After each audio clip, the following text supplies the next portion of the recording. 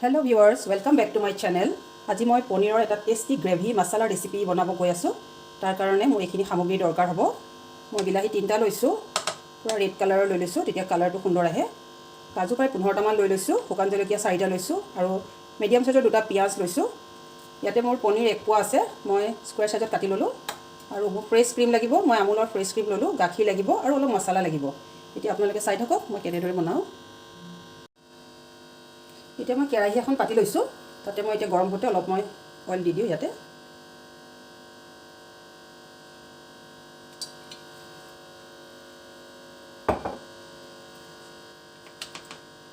তাতে মই এই বিলাহী আৰু পিয়াজ সৰকে কাটি ললো, এইখিনি মই এতিয়া অলপ ফ্ৰাই কৰি লম তেলত।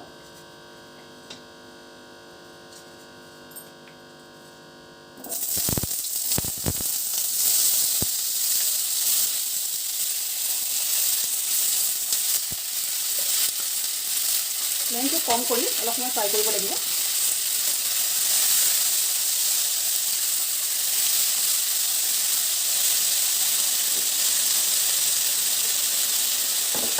অকণমান নিমখ দি দিছোঁ।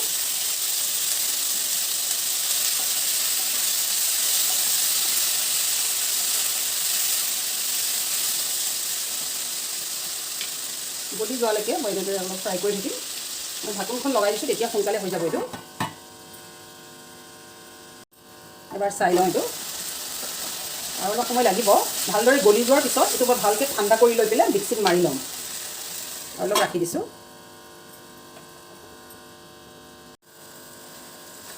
মোৰ এইখিনি এতিয়া হৈ গ'ল। এতিয়া মই অলপ সময় গেছ ষ্টভটো বন্ধ কৰি পেলাই ঠাণ্ডা হ'বলৈ দিম, তাৰপিছত মই মিক্সিত ফাইন পেষ্ট বনাই ল'ম।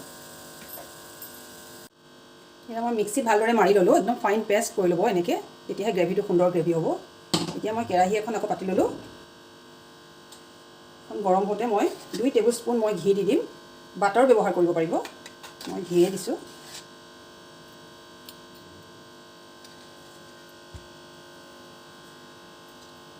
ফ্লেমটো কম কৰি ৰাখিব। এতিয়া মই এইখিনি বস্তু এটা এটাকৈ দি দিম।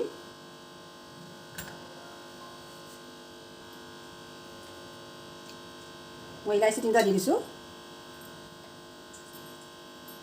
তাৰপিছতে মই জলকীয়াৰ গুড়িটো দি দিম অকণমান, ৰেড চিলি পাউডাৰ দি দিয়াৰ পিছতে অলপমান গৰম মছলা দি দিম, অলপ নিমখ দি দিম, তাৰপিছতে কচুৰি মেথিখিনিও এনেকৈ দি দিম।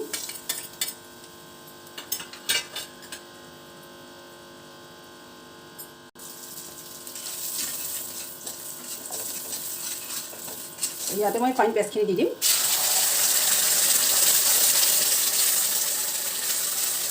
পানী ব্যৱহাৰ অলপমান কৰিম,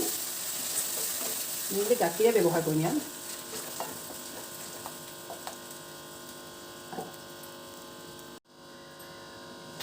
মই ইয়াতে গাখীৰ আধা কাপ আৰু পানী আধা কাপ মিলাই লৈছোঁ।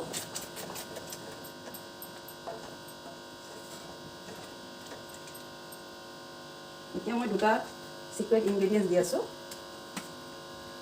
অলপমান কেটচাপ দি দিম মই ইয়াতে।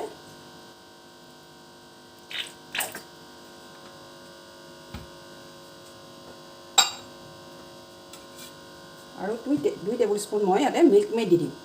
এইটো আপোনালোকে স্কিপ নকৰিব, এইটো ৰেষ্টুৰেণ্ট ষ্টাইলৰ টেষ্টটো আহি যাব। 2 টেবুল স্পুন দিলেই হ'ব।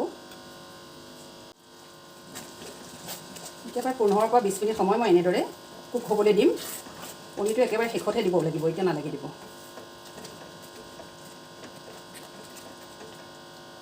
ঢাকনাখন অকণমান লগাই দিম, মাজে মাজে চাই থাকিম অলপমান।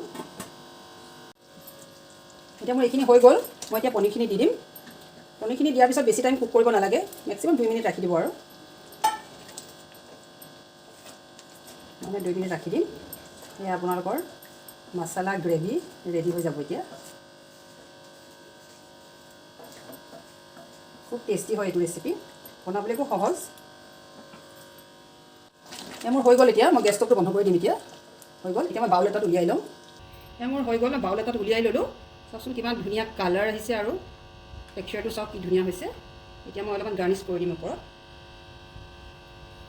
পনীৰ এটুকুৰা থৈ দিছিলোঁ, ইয়াৰ ওপৰত এনেকৈ দি দিছোঁ। এতিয়া মই ফ্ৰেছ ক্ৰীমেৰি অলপ গাৰ্নিছ কৰি দিছোঁ ওপৰত। আপোনালোকে ট্ৰাই কৰিব, এইটো খুবেই টেষ্টি হয় ৰেচিপিটো। ভাল পালে লাইক কমেণ্ট কৰিব, ছাবস্ক্ৰাইব কৰিব চেনেলটো। Thank U.